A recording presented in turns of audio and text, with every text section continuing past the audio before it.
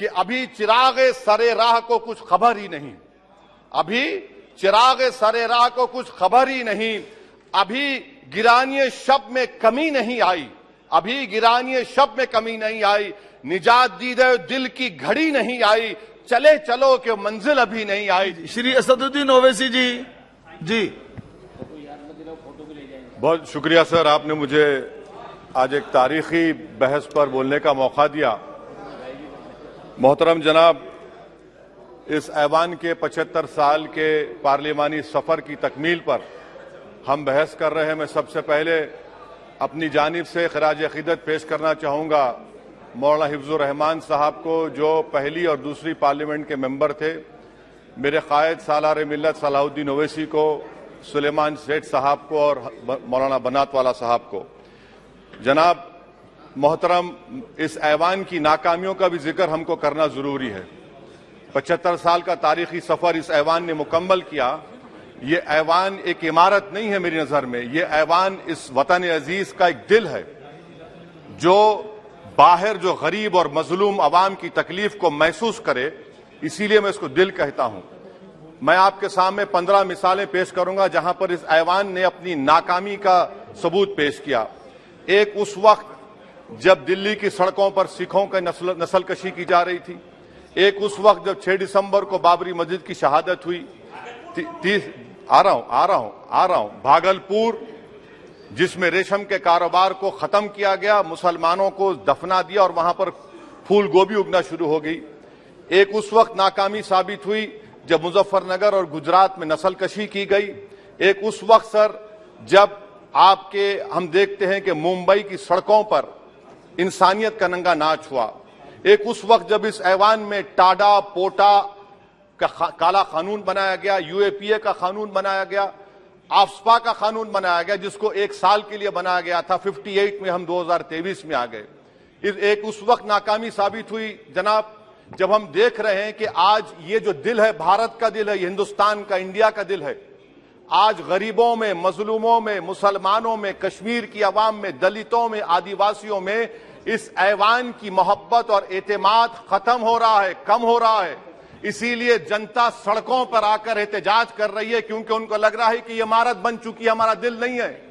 चाहे CAA का protest हो, चाहे किसानों का प्रोटेस्ट हो, चाहे शेड्यूल कास्ट के रिजर्वेशन का मसला हो। इसीलिए मैं आपके जरिए हम तमाम को मुतनब्बे करना चाह रहा हूं कि अगर हम रोडों पर इंसाफ करना जनता को अलाउ करेंगे, इस ऐवान को दिल नहीं रखेंगे, तो याद रखिए ये हमारी पार्लियामानी जमहूरियत के लिए बड़ा नुकसानदेह साबित होगा। और नुकसानदेह इसलिए भी होगा कि क्या हमको अपने ख्वाब गफलत से, अपनी जिम्मेदारियों से निभाने के लिए क्या भगत सिंह को आके बैठना पड़ेगा ऊपर कि देखो तुमने 75 साल में कैसा कानून बनाया और किसको कहां तक पहुंचा दिया। स्पीकर जनाब, इसीलिए मैं कह रहा हूं कि हम तमाम को अपनी जिम्मेदारियों को निभाना पड़ेगा। ये इमारतें ईंट से बनी हुई जरूर हैं, मगर ये इस इमारत में दिल है, इस इमारत को दिल के तौर पर बरकरार रखना पड़ेगा। स्पीकर सर, एक और मिसाल दे रहा हूं जहां पर इस ऐवान की नाकामी है। सर, अब तक लोकसभा के कितने 899 मेंबर कामयाब हुए। अब बताइए सर, पार्लियामेंट्री जमहूरियत में शराकतदारी की जमहूरियत है, रिप्रेजेंटेटिव फॉर्म ऑफ डेमोक्रेसी में 8,992 में कितने मुसलमान कामयाब हुए? कितने सर? 520, जबकि 1070 को इस ऐवान का मेंबर होना चाहिए था। कितना डिप्रीविएशन है सर, कितना डिप्रीविएशन है? 92% डिप्रीविएशन है।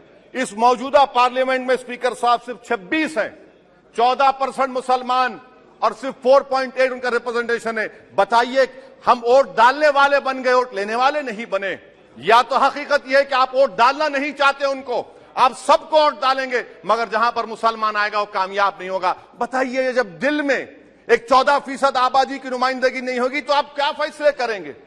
क्या इस ऐवान को हम कहेंगे कि ये रिप्रेजेंटेटिव फॉर्म ऑफ डेमोक्रेसी है?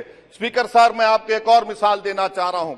बाबा साहिब अम्बेडकर ने सही कहा था, अंग्रेज उस जमाने में पार्लियामेंट बुलाते थे टैक्स बढ़ाने के लिए। हम उसी रास्ते पर जा रहे हैं, हम उसी रास्ते पर जा रहे हैं। हम तो बाबा साहब अम्बेडकर को हमने सच साबित कर दिया।